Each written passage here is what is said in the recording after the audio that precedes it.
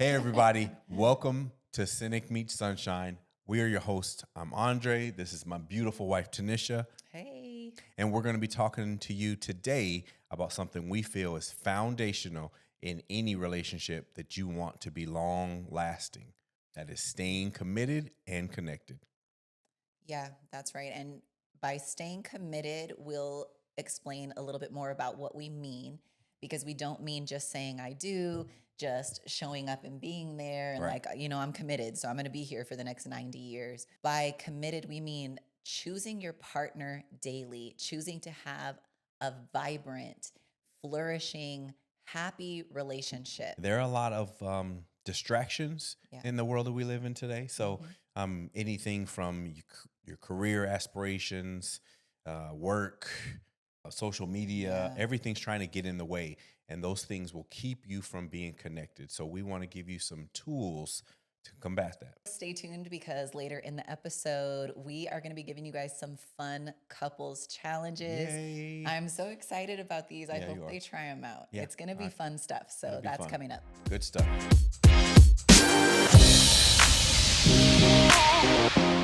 We thought we would start by defining what we mean by staying committed. Right. I know couples that have been married 10, 20, 30 years, some of them, and they are in a lifeless relationship.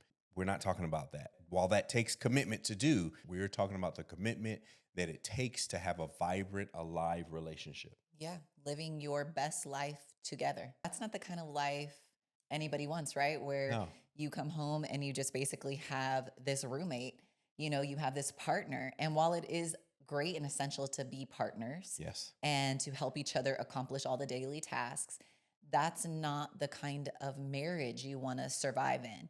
You want to come home and have this be your safe place. Come home and be with your partner and have this be the person who brings you joy, who you have fun with, you share your dreams and aspirations with.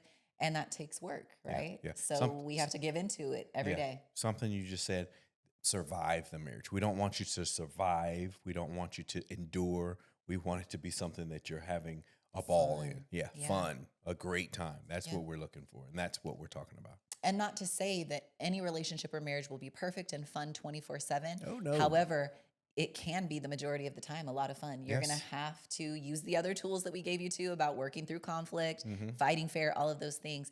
But you can absolutely have an amazing connected relationship if you deploy some of these tools and you put in the work every day. So we have defined what we mean when we say Committed. commitment. We're talking about a vibrant, alive, flourishing relationship. Not just roommates, Not not just roommates. being present.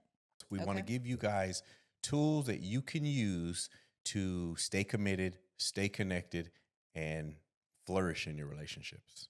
I also think that people need to keep in mind that when you're committed to something, you are willing to put in energy and effort.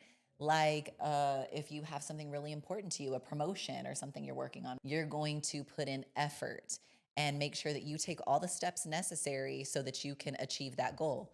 So, the same thing with your marriage. There should be nothing more important to you than succeeding with this person that you've chose for life. You should without a doubt be willing to put in energy to this person and choose daily to see how you can make this relationship be at its best because we want that for you and we want that for us. We We definitely have some really great strategies for you all for staying committed.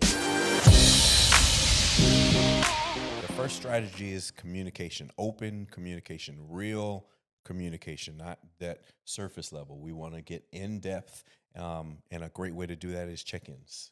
If it's the afternoon and I'm at work and I haven't heard from her, I'll check in. Hey, how are you doing? But that's not what we're talking about. Something a little bit more in depth, right? In depth. How do you feel? What's going on in the relationship? You seem a little distant in the last few days. Are you okay? Is there anything you need from me? Even specific questions like, I hope you know I appreciate you. Are Yeah. you feeling appreciated? Okay. These are like health checks in Yes. the marriage and kind of giving your partner even a safe space to be like, oh, I'm really glad you brought that up because I actually was wanting to talk to you about this and Okay. I'm not feeling great about this. Yeah.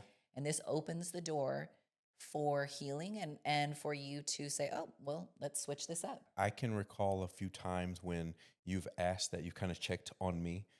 It wasn't one of those situations where I was holding on to it and I was looking for the right time. It was literally until you asked the question, I hadn't thought, well, am I doing all right? Is this particular area okay? And it spawned discussion. And we were able to come to a resolution or a path forward because of you open that That's communication. really great to hear because that will encourage you that sometimes people don't even know what's bothering Yeah. them until you bring it up. So they're just kind of walking along day by day, maybe not in the best space and not even understanding why. And that shows care and commitment on your part Okay. for checking in with your partner. Yeah, communication. We will Yeah. always have communication on most of our lists. At I the think top. it should be at the top of most of our lists because if you fix communication, if you're doing well in communication as a couple, Yeah. you're probably going to be doing well in general. I agree. I think a lot of, couples that I hear will ask me for advice or ask me questions. It's like, well, have you told your Talked. partner Yeah. that? Have you talked to them? Have you said that to Yeah. them? That's And a lot of times they have not. And, that is literally the first step, feeling Yeah. open enough to talk to each other, if you can talk to your friend about it, you Yeah. should be able to talk to your your person. spouse or your, Yeah, for sure. your person. Yeah. Okay, number 2, also a pillar in the Porterhouse is prioritizing quality time. This is a must. Yeah, let's talk about that. We've never had a problem prioritizing quality time because we always prioritized one another. Early on in our marriage, it was like us against the world. It was just you and I. You were all I had, I was all you had. So we were going to do it and we were going to do it together. Prioritizing quality time started early on for us, Yeah. and it never took a backseat. Yeah, I agree. There were like seasons in our life where things got busier Yeah. and the way that we would divide our time was a little crazy. And that's when check-ins were key. Yes. Because we found out like, okay, we need to actually chill out here and here and we need to get things back in order and Yeah. make sure quality time is at the top. You thinking about when you were ignoring me? I was not purposely ignoring you, but that was the first time that you had experienced me working so much. Yeah. And you were not used to I was like, sharing my time. Hey, Michelle. Give me my wife back. I don't want to share her time. But I do agree with Andre. We absolutely prioritize each other and prioritize quality time. And it's essential because with all that we have going on in life, jobs, hobbies, children, chores, day-to-day things, investing in each other and having this uninterrupted time is huge because, we can't even really get a few minutes of quiet around the house, No. which is fine, but it means we have to prioritize that quality time where we get away, where we have a date, where we Unplug, just, no phones, no yeah, social pay media. attention to each other intentionally. Tell the kids, don't call. We are going to be away for the evening, or just leave our phones in the car or at dinner or something. Yeah, quality time is huge. I am going to give you guys a little date night tip for quality time. Okay, yeah. One way that we really, really enjoyed spending quality time is hotel dates. Yeah. Okay, this became like a thing for us, especially having young children, and we could not like get away out of the city or take a weekend away or anything always. But we would get a hotel in our own city, somewhere fun, and we would literally just like get room service, cuddle, watch a movie uninterrupted, completely just consumed in each other, and maybe for one night. And then we would come home in the morning and it just had us totally refreshed Yeah. and renewed Yes. this quality time. And then we could jump right back into our crazy daily routine. But it was like we were reconnected, that fire was there, and we were excited because we knew that we would prioritize time again together soon. I think if we're not doing that, the time in between those dates, they allow us to drift apart. But when we have those sessions, we come back together, and then it'll allow for a little drifting, and then we'll have a date and we'll reconnect. So that's why I think it's important. Imagine if we weren't doing that; it would Right. just be a constant drift where we're not as connected as we could be. By coming together and being Yeah. like, okay, that we just prioritized each other and now we're good. We can get through these, next week or two until we have a date night again. And it doesn't have to be that elaborate where you like get away, but I think that is a really great, especially if you have children and it's hard to get a moment of peace. Right. I mean, it was just he and I, no distractions, no things I have to Have do around the sex as loud house. as we wanted I mean, to. do all the things with no interruptions. And it was just really, really nice. Yes. But don't underestimate, honestly, just like half an hour of alone time. Like go have a coffee date with no one around and just talk to each other, shut your phones off, give each other unexpected affection, just walk in the kitchen and hug, kiss. These things mean Booty a smack. lot. Yeah, that's that's 24/7 here. All right, number 3, shared vision and goals. I might have individual goals. She might have individual goals, but it's not to say that we all have to have the same shared goals. But I need to know your goals so that I can help you and support you in them, and vice versa. That is a way to show your partner that you care. Yeah. It's a way to be committed to their happiness and to your happiness. It's like if you are attaining the things that you want in life and reaching the goals you want to reach, it makes you happy. It makes me happy. So it's really important we are on the same page there. So again, when you're checking in with your partner, communicating, be sure that you're asking questions about, what they want and what they need. Not to say that everyone needs to have a life where you do everything together like you and I, but Yeah. I think if as a couple, if you have separate lives, it's so much easier to become disconnected. So Try to have things intertwined as much as possible. Yeah. While some alone time and doing things and Necessary. having your own hobbies are healthy. Yes. But try to be intertwined in as many places as possible because, like he said, if you find yourself having too many avenues in your life that are separate, you are going to find that you're more distant. Number 4, learn each other's love languages.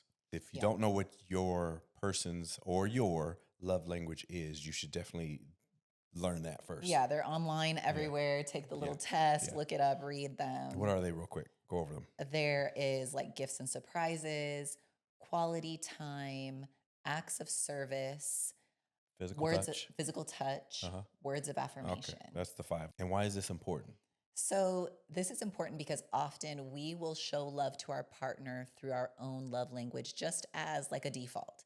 Yeah. So, if words of affirmation are my love language And it's not mine. and I'm affirming him, that's sweet. And I'm sure he thinks that's sweet, but he might be feeling unappreciated or unseen or not receiving love in the way that he would like. Yes. Because his love language is acts of service.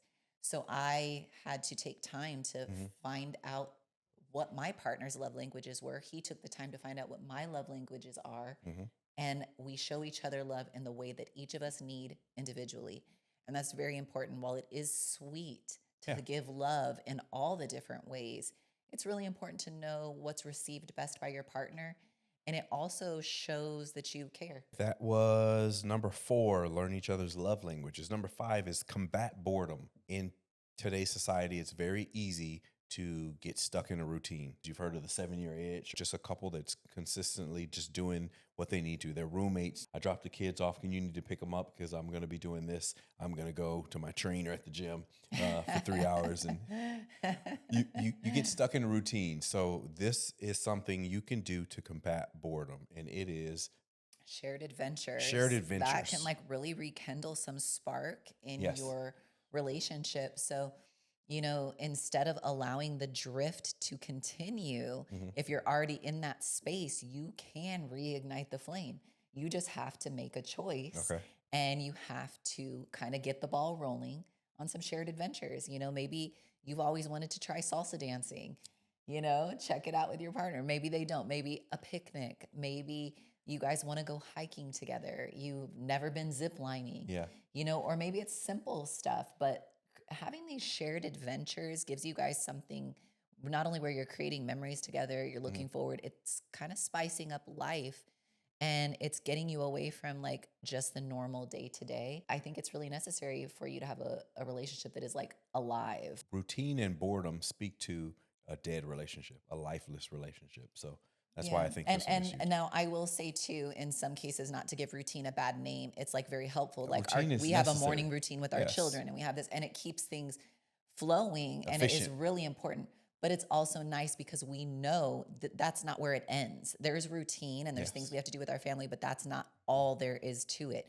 we know we're going to have an adventure. We Okay. know we're going to have a date night. We know we have a trip coming up. Mm-hmm. We keep things in our life that we look forward to doing together Yes. to keep the relationship alive. So earlier when you mentioned shared adventures and you started with salsa dancing, I don't think that was by chance, but I found myself making a face and like ew on the inside, Yeah. and then I realized you probably need to add in here that you should get out of your comfort zone. Yeah. Yes, not something that Andre wants to do, go But maybe it's salsa dancing, something but it's your something that Tanisha partner- wants to do, Yeah. and it's something we've never done together. So let's give it a shot. Get out of your comfort zone is the point I wanted to make. That is a great point. And honestly, you could go and y'all hate it and you laugh about it later.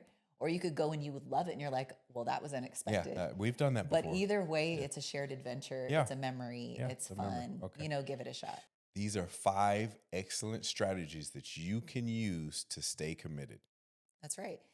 And honestly, if you're putting all of these into action, I think you're going to find that you're in a happier place. Your partner's in a happier place. You want to create fun. You don't want to just have, this roommate. You want to have somebody that you are growing with continuously and you're excited about life with. And why not pour into that every day like you would anything else that you are excited about in life? I think that's great advice. All right, so that is a great segue into the fun couples challenges. You want to start with some of those? I will. So we have some fun couples challenges here that we would really like you guys to give a shot. The first one is 7-day appreciation challenge. So for 7 straight days, nothing, it doesn't have to be elaborate or anything, but you show love, you show appreciation for your partner. It can be a small gesture, kind words, literally just waking up and telling them like, I don't know if you know how much I appreciate you. It can be doing something for them of acts of service. Is their love language? I'm going to make your coffee and have these things and help you get off to work today. That sounds awesome. It can be very small gestures, but just showing your person that you're not just consumed in yourself, your day-to-day, and you're part of the routine, but you are showing love and appreciation to that person. Yeah, no, I So love that one. 7 straight days, I challenge you to just do something small and show your appreciation. Okay, that one is the first one, the 7-day Yes. appreciation challenge. Number 2 on our list of fun couples challenges is a weekly date night. Schedule a date night one day of the week. Pick a day of the week, Tuesday, Wednesday, Thursday. Don't wait just for the weekend, by the way, because everything's gonna be packed and you won't get in anyway if you're going like out to eat. No phones allowed. Just go out on a date. It could be like we discussed earlier. Try something you haven't done, but pick a day of the week and go out. Yes, weekly date night. The kids, I can't wait for the weekends. Yeah. They always were saying, I can't wait till the weekend comes. And we told them, you realize when you do that, you are passing up 70% of the week. So you don't want to pass up 70% of your life. And so just live for the weekend. Yeah, Like do not plan live some for the fun things weekend. for the middle of the week. Yeah. A random Tuesday date night. Yeah. I encourage you to not let it fall on one person. Yes. So have a weekly date night and take turns. Like this week you plan. Yeah. Next week I'll plan. Share the load. Number 3 is a memory lane night. This is where you just spend an evening reminiscing, going through pictures, going through love notes, memories, whatever it might be. Remembering why you two got together and just reminiscing, just looking fun back. memories you have together and just kind of have fun, laugh, enjoy. We love to do this every year on our anniversary. Yeah, we do that. That's kind of like our night that we will reminisce. It'll start on our anniversary in January and probably fall all the way through February. We were like, oh, look what I found. Look what I found. Yeah. Yeah, but that's fun. And it kind of like brings you back too. It's good to remind yourself and your partner, like, hey, we've had a lot of fun. We've had a lot of what brought fun. us together in the first place. We've had a lot of fun and we've changed so much. You get to look back at how you've changed. So that's something that's a segment in its own. Everyone, you've changed. Well, everyone's going to change over time, over the course of years. It's not about not changing and growing together. Just growing together. Yeah. So that's number 3. Memory lane night. Number 4 is a love note surprise. This is a cute one. This was what we used to do. Have you ever done this? I know I did this early in our marriage. I used to buy a card and leave it in the freezer. Buy a card and write something Leave awesome. it in my glove box. Yeah, It'd be like random spots that I would find. And let me tell you, this small gesture of just a random love note, it can really make a huge difference. Like, I find this note and I just like lit up my whole day. Yeah. And you just feel like super cared for and loved. And I know he's thinking of me. And it was just the easiest thing probably for him It to was. do Yeah. that made like the biggest difference in my day. So that challenge is so simple and it can really affect your partner. That is number 4, the Love Note Challenge. And the last of our 5 fun couples challenges. We kind of just talked about this, right? Yeah, is try something new Try together. something new together. Yeah. Adventure will just spark life in the relationship. Am I right? You are right. Yeah, that's So we have it on both lists because it's that important. Trying it, just try new yeah, things. Yeah. adventures. That's literally why we're doing this podcast. Yeah. Why I'm doing the podcast. My part of why we're doing the podcast is because it's a new adventure. New for adventure us. together. Yes. I mean, but there's so many things. Get creative. We've done like painting with a twist date night, Yeah. and that was fun. We had the paintings hung in our room. There are, so many wine tasting Yeah. we've done together before. That was so fun. Yeah, that We was haven't fun. done that in a long time. We went and got like a cabin, and there's just a lot of different adventures you can do. This one kind of goes beyond a date, but plan for some adventures that y'all can have together. These things keep life exciting, and I feel like we all need things to look forward to. Yes. So these might take some planning in advance, but it's definitely worth it. It's New definitely worth it. adventures. So those are our 5 fun couples challenges. We hope you Yes. guys try some, 1, 2, or many more of Oh. them, and have a good time. Feel free to tag us if you guys, go out on a date night. Tag us. We'd love to repost. We get really excited interacting with you guys, and we would love to know if you are participating in the challenges because it's some good stuff. So if there's one takeaway from our little discussion today, what is it that you want the audience to know? That commitment is so much more than just being there with your partner every day, and that's not enough. To just be, I'm here.